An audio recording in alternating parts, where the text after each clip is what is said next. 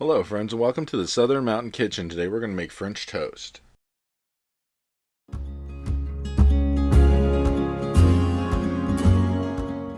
So we're going to start out by mixing up what is going to be kind of like what you would think is a custard that's going to coat your bread.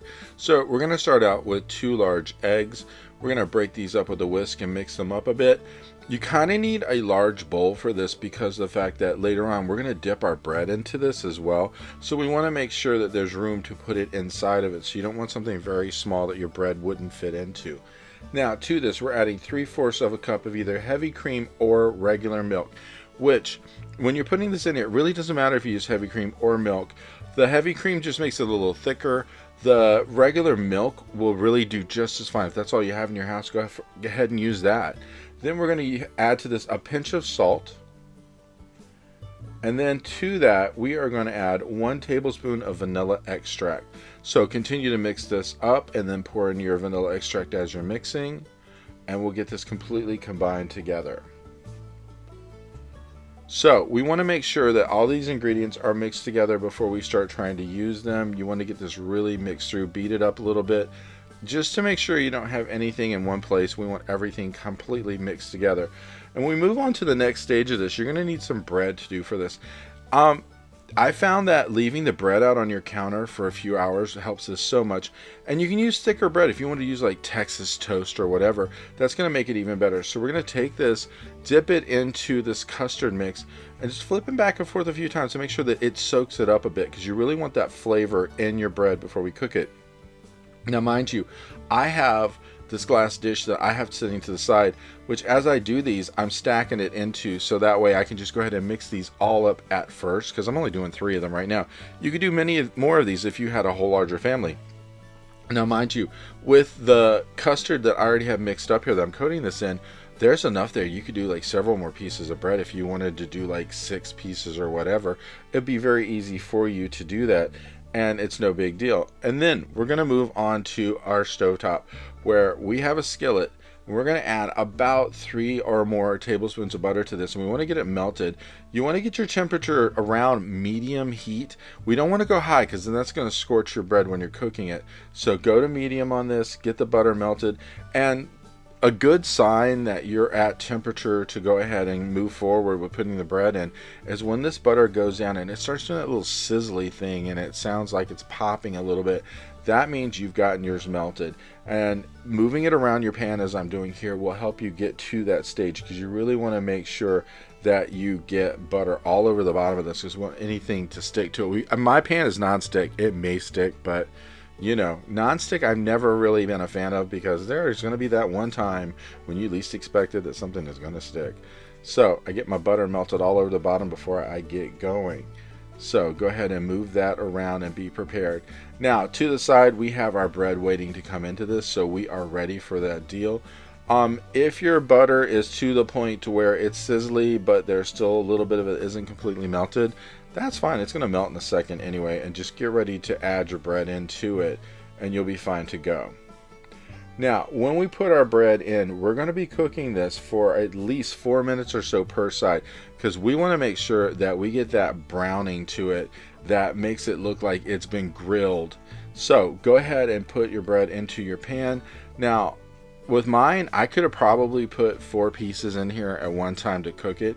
Just don't overcrowd your pan, because you know you're going to need to flip these, move them around, and do stuff. And I do suggest that as these are cooking, you move them around a little bit just to make sure they don't set up shop or get stuck. Now once this is in your pan, you still have some of that custard left. Go ahead and take a spoon and spoon some of it on top. If anything, this is just going to give it that extra kick of taste or whatever. It's just going to be wonderful, because your bread's going to be really soaked with that flavoring. And it's just going to be wonderful.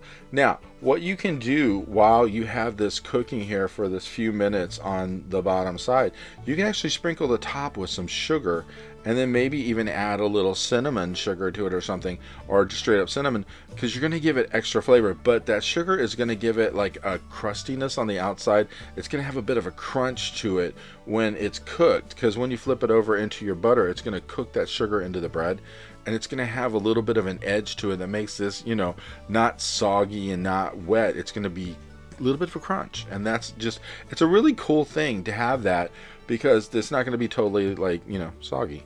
So we're going to flip these, and then you have the option to, on the other side of it, go ahead and add some more sugar and some more like cinnamon or cinnamon sugar or whatever you're putting on it, because you can always flip these one more time just to cook that in, just to make sure it goes in there completely.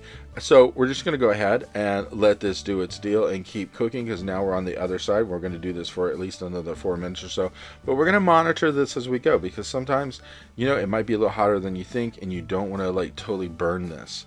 So if you want to add any of these extras like sugar or cinnamon or whatever to the top of this side, go ahead and do it, because it really will taste great if you do add this to it, because it's just going to give it that much more flavor. And I don't know, I'm all about, like, you know, these things being sweet. I don't know what it is about me, but I like sweetness. So we're going to go ahead and cook these completely through until they are totally done. And we just want to make sure that both sides get equally cooked, so that way, you know, you don't have one side that's a little darker than the other. But we will flip these again for just a second to make sure that the sugar and the cinnamon they got to put on the top of it is going to have a second to cook in. You don't really need long when you flip it for that, just maybe a few seconds. Flip it and you're done. And then after this, we're going to end up moving these to our plate.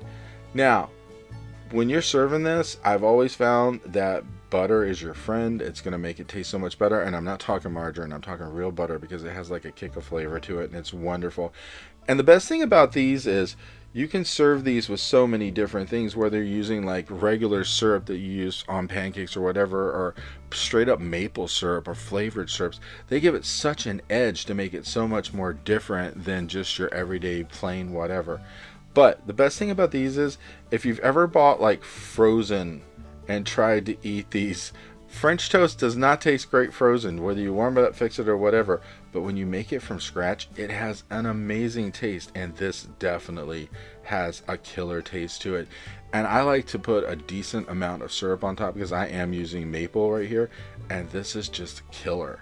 So if you haven't done this, this is something really worth doing. It's not that hard. You can make it through this. It's just an easy, great breakfast to have.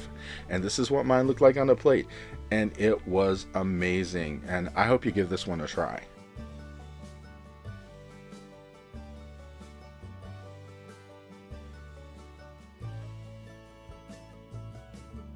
I hope you liked this video, and if you did, please like and subscribe. And if you get a chance, check out the Southern Mountain Kitchen website, where you can get a free recipe, check out the cookbooks available from the Southern Mountain Kitchen, and if you'd like to, you could order a cookbook at a discounted price, cheaper than Amazon, with shipping that is also cheaper than Amazon.